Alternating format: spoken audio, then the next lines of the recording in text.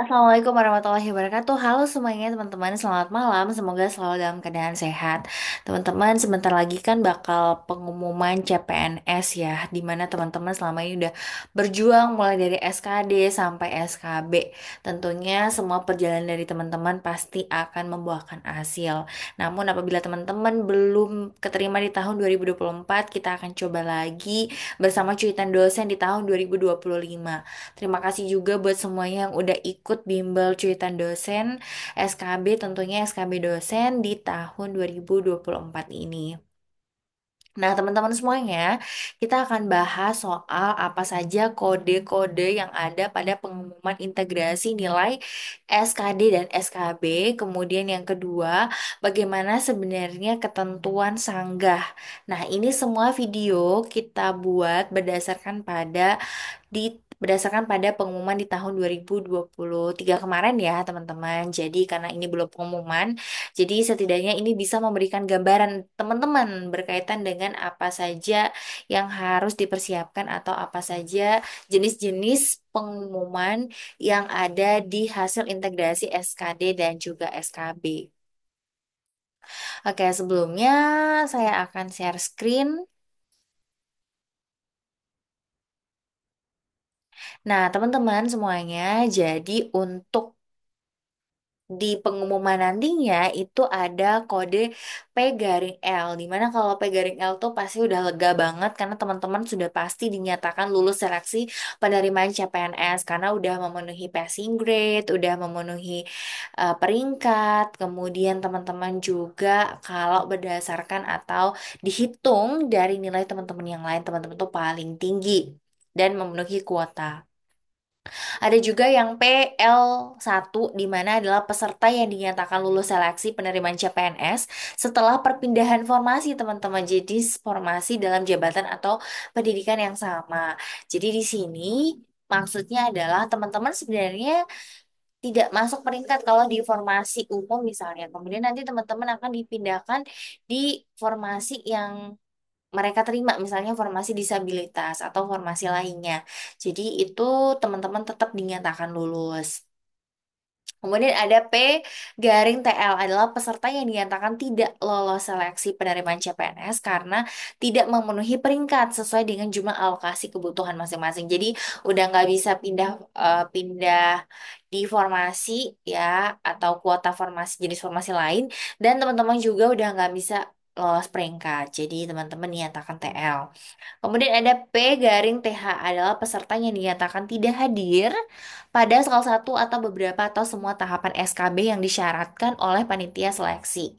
Kemudian ada P garing TMS adalah peserta yang dinyatakan gugur nih dikarenakan tidak memenuhi syarat yang ditentukan. Kemudian ada P garing TMS 1 adalah peserta yang dinyatakan gugur dikarenakan tidak memenuhi syarat pada salah satu atau beberapa atau semua tahapan SKB yang dinyatakan. Nah, jadi kode-kode ini akan muncul setelah mereka atau pemerintah mengintegrasikan nilai SKD dan SKB teman-teman. Jadi nanti di sebelah kanannya ada keterangan. Kita doakan semoga teman-teman P garing L ya, atau bisa juga PL1 itu di mana teman-teman masih punya kesempatan untuk lolos. Teman-teman semuanya, biasanya kalau nunggu pengumuman tuh biasanya deg-degan banget, tapi semoga teman-teman semuanya bisa lolos dari tahun 2024 ini, karena di tahun 2024 ini banyak banget formasi yang dibuka, dan semoga teman-teman masih punya kesempatan yang belum lulus untuk daftar di tahun berikutnya. Nah, kemudian berikutnya adalah ketentuan nih, teman-teman. Kalau yang dinyatakan tidak lolos pada hasil pengolahan nilai sebagaimana yang tercantum dapat melakukan sanggahan. Jadi kalau misalnya ngerasa kayak saya tidak lolos gitu ya, terus kemudian ternyata saingan kita eh, berdasarkan SKD tuh harusnya nggak lolos, tapi kok dia malah nilainya lebih ditinggiin gitu ya, terus kita sanggah itu boleh juga. Tapi kebanyakan adalah sanggahan yang memang misalnya nilai kita harusnya SKD-nya 440, tapi kok di situ tertera 430 38 misalnya, itu kita bisa ngajukan sanggah. Jadi memang sanggahannya itu ketentuannya di sini teman-teman, sanggahan itu hanya dapat diterima dalam hal kesalahan bukan berasal dari peserta. Ya, jadi kesalahan panitia. Tapi sebenarnya kalau jarang banget sih teman-teman ya kalau nilainya karena ada kesalahan dari panitia karena ini kan sistemnya udah elektronik, udah berbasis digital gitu sangat minim banget.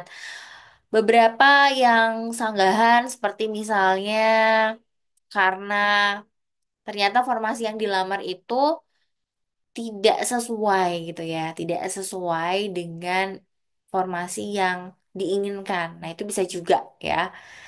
Itu menjadi bahan sanggahan juga. Tapi biasanya kan itu udah melewati proses administrasi ya, teman-teman. Jadi itu juga agak susah ya. Jadi silakan aja teman-teman semuanya fokus ke formasi teman-teman dan juga skor dari teman-teman juga.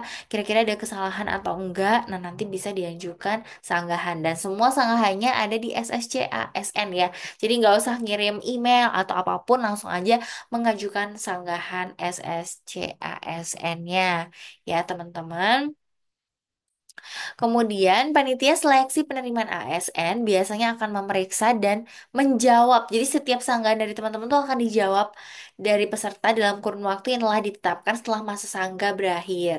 Dan selanjutnya akan mengumumkan. Jadi, teman-teman harus was-was juga ya. Jangan sampai ada teman kita yang mengajukan sanggahan juga ke kita gitu ya.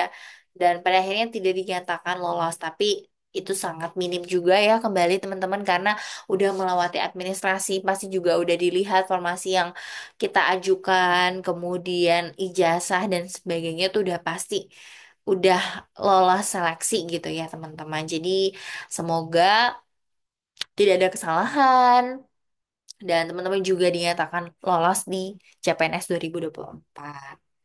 Ya, teman-teman semuanya. Kemudian biasanya untuk masa sanggah itu ada ketentuannya. Nanti ada tanggal-tanggalnya, teman-teman bisa cek lagi di pengumuman karena di situ bakal ada sampai tanggal berapa. Nah, jangan sampai teman-teman kalau ingin mengajukan sanggahan jangan melebihi ya, jangan melebihi dari tanggal yang udah ditentukan. Untuk teman-teman yang lolos, tahap selanjutnya adalah mengisi DRH atau daftar riwayat hidup. Itu kalau teman-teman tidak isi, teman-teman nggak bisa dapat NIP ya. Jadi semuanya harus mempersiapkan dokumen-dokumen yang berkaitan dengan DRH atau daftar riwayat hidup. Nah, kita eh, lihat kalau daftar riwayat hidup itu biasanya nanti teman-teman akan diminta data mulai dari teman-teman sekolah di mana, dari SD, SMP, SMA, S1, S2-nya, itu teman-teman harus memasukkan nomor ijazahnya. Kemudian siapa pejabat penandatanganan, kemudian teman-teman harus menuliskan kartu keluarga, KTP teman-teman, kemudian daftar keluarga. Banyak banget di DRH, teman-teman bisa cek juga video saya yang berkaitan dengan DRH tuh udah dibahas juga sih sebenarnya di video-video sebelumnya. Silahkan dicek itu dia beberapa data di DRH yang harus diisi oleh teman-teman semuanya. Seperti itu aja teman-teman untuk video ini. Jangan lupa berdoa, semoga mendapatkan hasil yang memuaskan. Terima kasih. Wassalamualaikum warahmatullahi wabarakatuh.